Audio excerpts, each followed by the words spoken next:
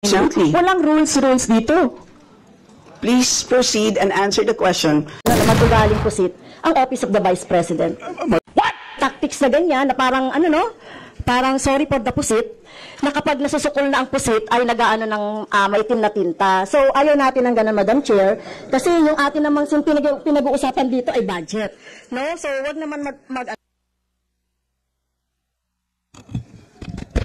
Madam Chair, point of order lang ulit, Madam Chair. Kasi kailangan lang nating ma-establish. I would assume hindi naman po pinanganak kahapon ng ating resource person. Yes, you may proceed. I request that the chairperson of the Finance Committee preside over this hearing. Madam Vice President, with due respect, you are not allowed to do that, Madam Vice President.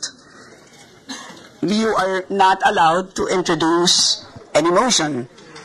You are a resource person in this hearing, Madam President. I did not move, ma'am. I requested as your resource person, I requested So that the your request is chairperson denied. Tsaka po yung adjournment, yun lang po. Yung termination po, yun ang pinaka-importante lang po. For the rules, yun ang ay importante para sa members. But we may provide the copy to you. Yes, ma'am. So please proceed and answer the May we question. request a copy? Yes, absolutely. But please, there is a question. And do you want us to repeat the question?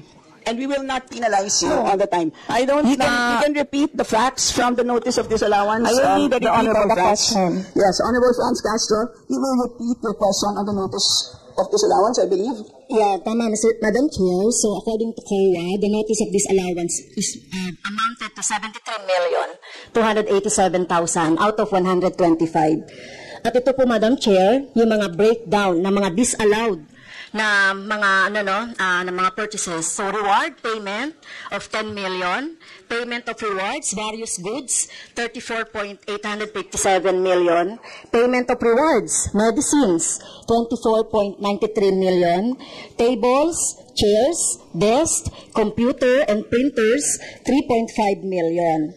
So, ang question, Madam Chair, so yung letter A, B, and C, so nakita naman natin nandoon yung sa joint circular.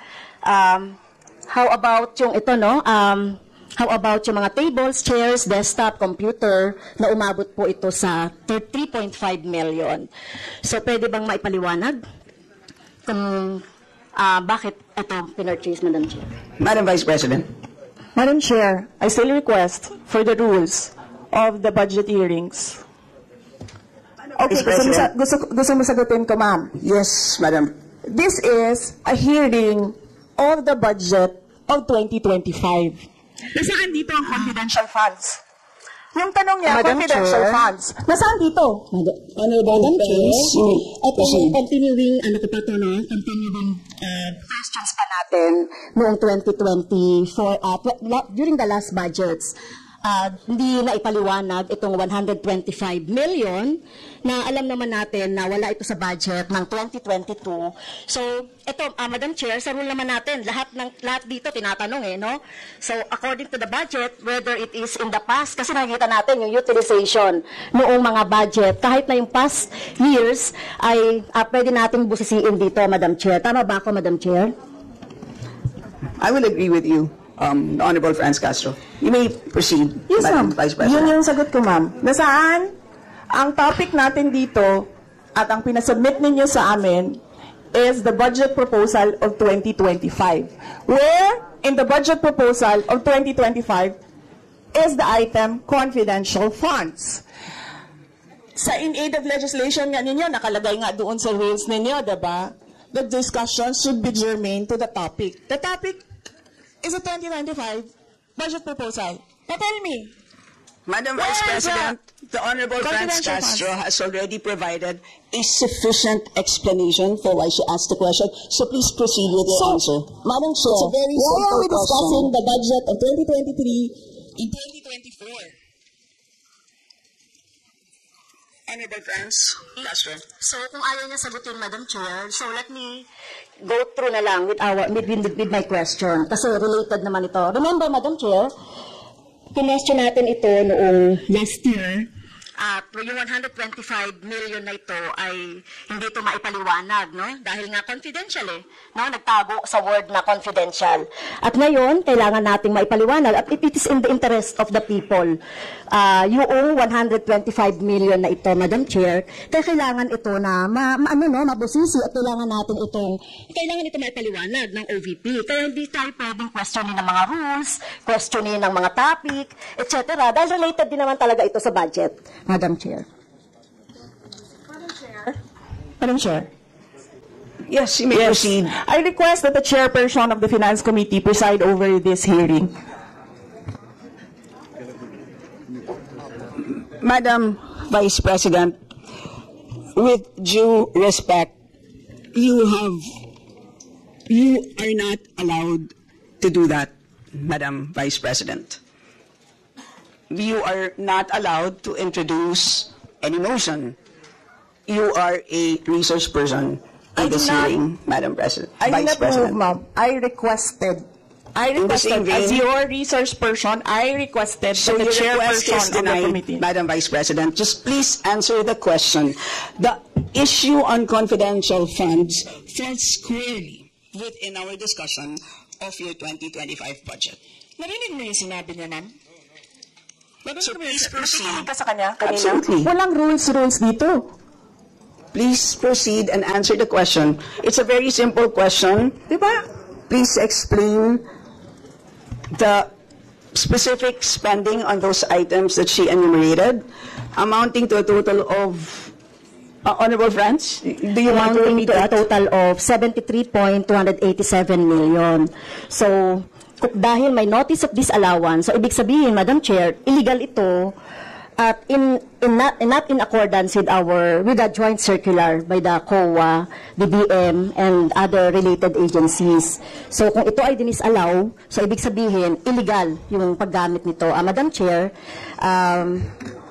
nitong mga items na binanggit ko po, Madam Chair. Madam Vice President. You cannot allow a member of the House to just claim that it is illegal. That is a notice of disallowance. That is a procedure inside the Commission on Audit.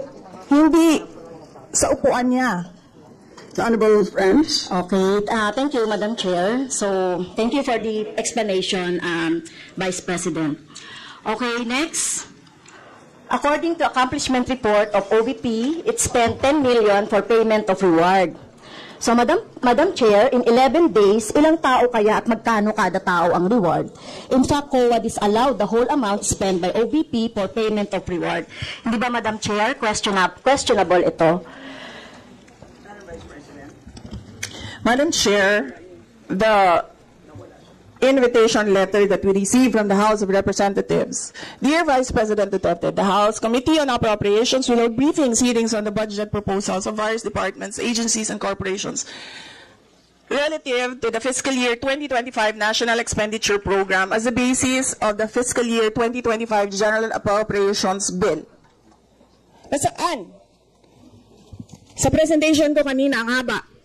Ang confidential funds. Honorable Franz Castro.